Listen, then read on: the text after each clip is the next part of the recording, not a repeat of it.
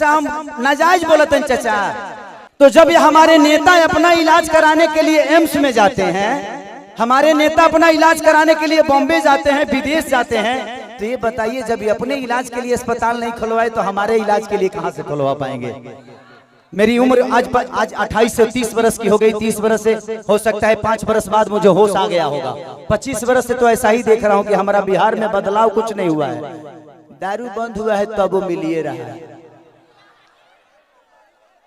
इसमें दोष हम सरकार को नहीं देंगे, क्योंकि हमारे पास रोजी नहीं है। हम अपनी रोजी ढूंढते हैं, वो चाहे हमें नशा में मिले या बुराई करके मिले या किसी का मर्डर करके मिले। हमारे पास अगर रोजी होती, हमारे पास काम होता, हमारे पास किसी का विश्वास होता, तो शायद आज हम भी बेकार नहीं होते। किसी फैक्ट्री में अपने ही जिला में, अपने ही गृह जिला में, अपने ही घर में काम करते। तो जब इंसान बेकार होता है तो वो गलत काम करता है। तो गलत काम तभी होता है जब इंसान फुर्सत में होला। एक गलत काम हो टाइम ना मिले। अच्छा बताओ, तार गेहूं के दंवरी आई तो तू दूसरे के टिकोड़ा तुरे जीबो, तू अपन गेहूं दई बना।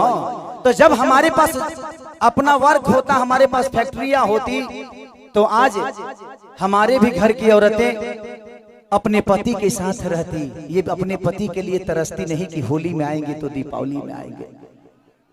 आज हम अपने बच्चों के साथ होली मनाते, दीपावली मनाते। हमें दीपावली मनाने के लिए किसी का परमिशन लेना पड़ता है, किसी से लेटर देना पड़ता है कि सर हमको जाना है अपने बीबी के पास, छठ आ गया है। तो हमें तो त्योहार मनाने की भी आजादी नहीं मिलती है।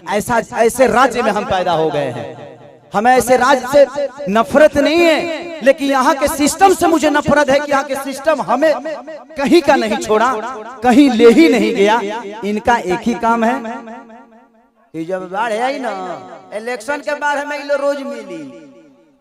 अगर इलेक्शन बा जहाँ बाढ़ आई कि चिवड़ा खात खात पेट मॉल हो जाए, खूब खाए बरवा चिवड़ा। लेकिन यही इलेक्शन बीतते ही एक भी आदमी, हाँ, जो आपके दर्दों को समझता है।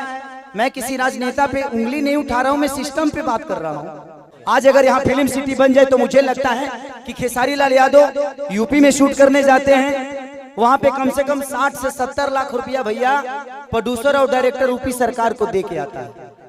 वहां कम से कम 300 लोगों को रोज रोजी मिलेला। रोज कलाकार हो जी पैदा होले, रोज कलाकार काम करेले। लेकिन बिहार सरकार के कोनो चिंता नहीं है। ये बताई खेसरिया चाहे जितना भी संपत्ति बनौले बा बॉम्बे में बनौले बा, अगर वह चीज बिहार में रही तो खेसरिया का सारा संपत्ति बिहार में रही ना, हम अपना परिवार के, अपना भाई लोगों के साथ रहते, तो हमके भी तकलीफ होला। हमके भी अच्छा ना लगे कि हम दूसरा शहर में जाके, दूसरा राज्य में जाके दुगो रोटी कमाता नहीं।